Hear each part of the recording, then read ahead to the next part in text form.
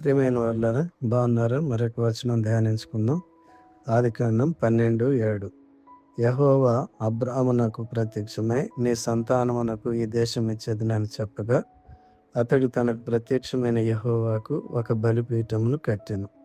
దేవుని వాగ్దానం. అబ్రాము సంతానము ఈ దేశమును స్వాస్థ్యముగా పొందుతారని అబ్రామునకు దేవుడైన యెహోవా ఒక వాగ్దాన నిబంధనను చేశాడు.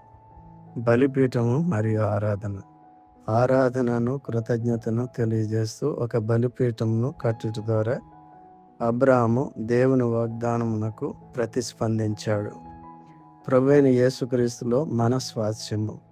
జయించువాడు వీటిని స్వతంత్రించుకొనును. నేను అతనికి దేవుడనయ్యుండును, అతడు నాకు కుమారుడయ్యుండును. ప్రకటన 21:7. దేవుడు మిమ్మల్ని దీవించును గాక. ఆమేన్.